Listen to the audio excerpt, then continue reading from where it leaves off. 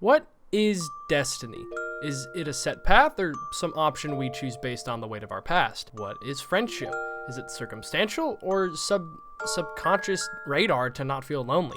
And finally, what is the show doing having this banger of a soundtrack?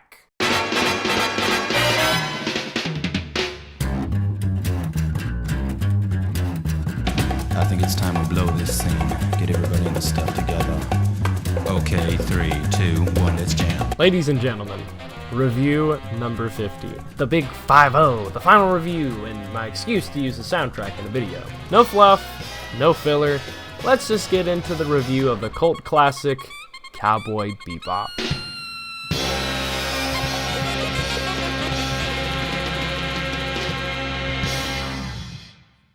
You told me once to forget the past, because it doesn't matter.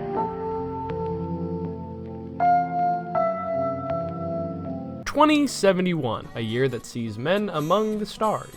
With intergalactic travel comes intergalactic crime. Everyone trying to transport pounds of crack across to Mars is still quite the issue. So the police have decided to instill the help of individuals who take in those who commit said crimes. These guys are known as bounty hunters. That's where we meet a man named Spike Spiegel, along with his partner, Jet Black. The two of them travel throughout space, claiming bounty after bounty, being some of the most infamous names around, yet every time they get a new capture, they somehow still get just enough cash to barely not starve. Now, for such a simple concept of a show, why is it so iconic? Well, because it doesn't pull any of its punches. The episodes don't really hinge off of each other at the beginning, being more episodic, unlike most anime.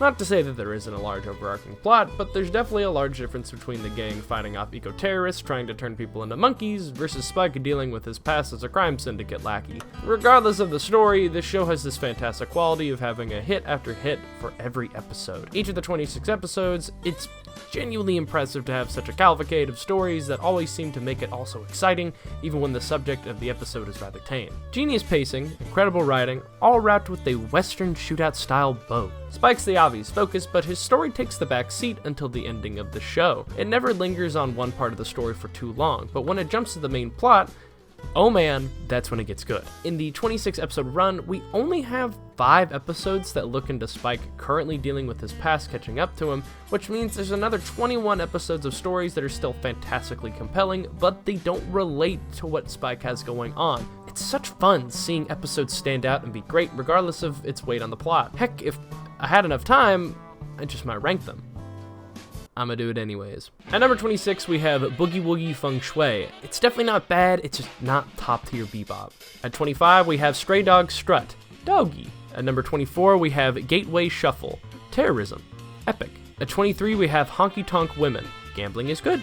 At 22, we have Waltz for Venus, real sad stuff. At number 21, we have My Funny Valentine. Oh no, he's sexist. At number 20, we have Heavy Metal Queen, Reverse Panhandling. At number 19, we have Bohemian Rhapsody, G-rated Queen's Gambit. At number 18, we have Wild Horses. Are rockets still viable in this age? Number 17, we have Cowboy Funk. How's Spike so famous and yet he can hardly afford to eat? Number 16, we have Jamming with Edward, Terrorism, Epic. At number 15, we have Ganymede Elegy. The joke is that he's addicted to his work. At number 14, we have Sympathy for the Devil, Benjamin Button. Take notes. At number 13, we have Black Dog Serenade. Oh no, he's racist.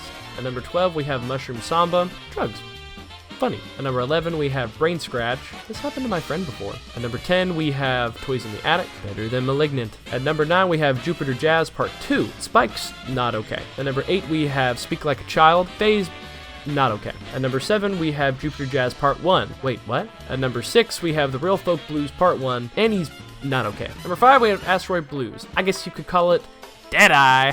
Number 4, we have Hard Luck Women. That ending really hurt. At number 3, we have Piero Le Fou, genuinely terrifying. At number 2, we have The Real Folk Blues Part 2, bang. And at number 1, we have Ballad of Fallen Angels. Absolutely fantastic episode. The greatest quality of Bebop is that even at its worst, it's still 100% rad. But nothing good came of it. There was no place for me to return to. This was the only place I could go. The entire lineup of this cast seems like an awkward group you'd see at a bar. The ex-cop, ex-crime boss, a con artist, child genius, and their dog. Epic. This cast is incredibly lovable. There's never really a bad moment with these guys. Spike Spiegel is the definition of cool. If you looked it up in the dictionary, you'd find a picture of him. Very laid back, but still knows how to cause chaos wherever he goes. Anything to try and get the job done, you know? But he just takes whatever life throws at him. He's very easygoing. Jet Black is this by-the-books, hardened cop trying just to get by without much attention brought to him. He doesn't really want to take the spotlight. He acts tough, but cares a lot about the crew that he's formed on his Bebop ship. Faye Valentine is a con artist, trying to do anything just to make some money and get a quick getaway. Yet, underneath that sly and clever exterior is a confused woman dealing with a mysterious past that's been haunting her for quite some time. Edward Wang Hao Pepelu Tavruski IV, I totally butchered that, is a child genius that is sweet and innocent most of the time, but is growing up and discovering where she belongs in the universe. And finally, there's Ein, the best character in this whole show, because he's a corgi.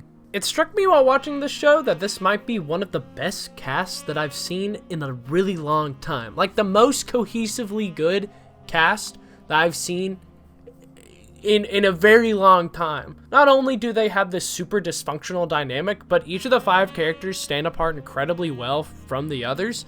So when they each have an episode set specifically on them, it makes the whole episode very interesting.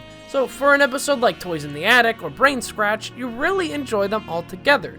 But in episodes that mostly focus on one character like Mushroom Samba or Boogie Woogie Feng Shui, you're still going to have an incredibly good time. Even the one-off characters that you only get for one episode can really hold their own, like Andy the Cowboy, Jet's old partner, and even Miles. There are a small handful of characters that show up for like 3 or 4 episodes, like Vicious, Gren, and Annie, and of course they're all great as well. It's just insane how memorable of a cast of characters that Bebop offers, from the primary to the secondary and supporting characters. At the end of the series, everything's on the line. You get these emotional resolutions and mysteries that are solved, but most of all, you get just this amazingly written finale that really opens up a side to these characters that we really haven't seen before. I stated earlier that the group is dysfunctional, and that mostly stems from the group's tendency to work outside of each other and not really rely on one another, but in the finale, it's totally different. There's this inherent desire for all of them to remain by each other's sides, and it might be one of my favorite finales ever because of that. For how much that they work independently, this group is very important to all of them, but they each respect the decisions to figure out where they need to go for their future. It's a somber but heartwarming situation that is totally unforgettable. There's a reason this cast is so iconic, and if you can watch this show and not feel some form of excitement or joy seeing this cast, you aren't watching it right. We'll be back with more of our Cowboy Bebop marathon. So, who is this Julia? I don't know. You got some kind of hold on Spike. That's all I can tell you.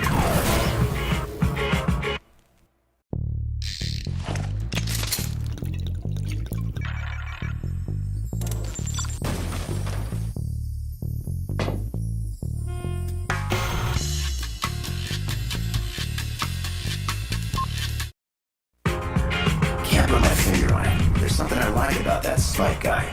I journeyed here in order to take your lives. Yay.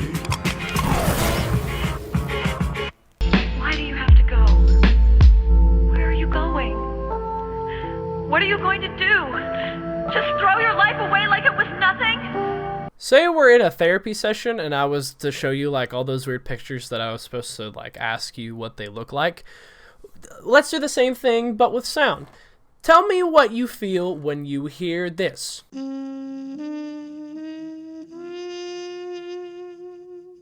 How about this? And this? If it's not childish joy and inaudible excitement, then you're going to jail. Bebop's soundtrack is one of the many memorable aspects of the show, being this absolute jam session with high-octane jazz performances mixed with Western-style compositions laced throughout the 26 episodes. No matter what they want you to feel, Bebop does the job justice with one of the best soundtracks to the show that I have ever heard. I would definitely put it up there with like Gurren Lagann, with like such a memorable soundtrack, and just for me listening to it in my free time, It's insane.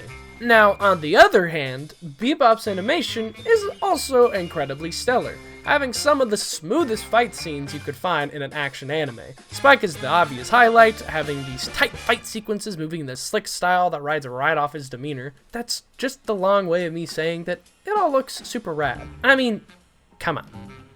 Tell me this isn't cool.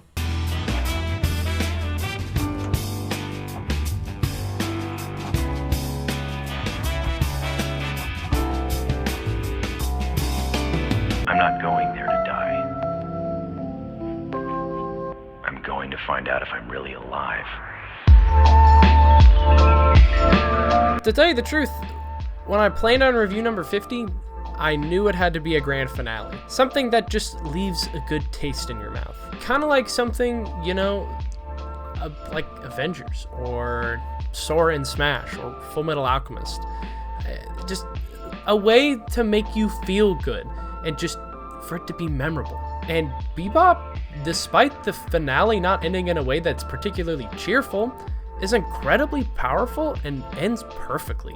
The arcs of these 4 characters are wrapped up nicely and leave no questions out on the table, and makes a grand ending for every viewer. I don't like saying that something is perfect, but every element of this show is just so well done and executed that it's hard for me to call it anything else. A story that deals with the weight of your past and how to fight with your future, and I couldn't imagine it ending any better. So, with that in mind, I'm gonna give Cowboy Bebop a 10 out of 10. And that's that. Ending off on that high note and that self-proclaimed victory that I've been trying to reach for. Crazy that, you know, 5 years ago, I started this, and then 5 years later, I'd be ridding myself of the style that I was so proud of when I first started the channel.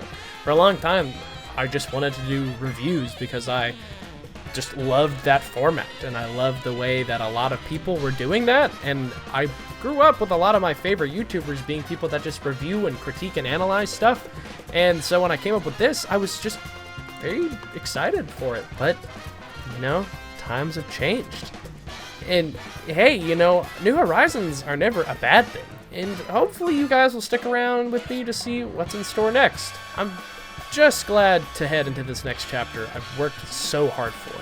But even if it's not something that's gonna make millions of views, or if it's something that makes sense, whatever happens, happens.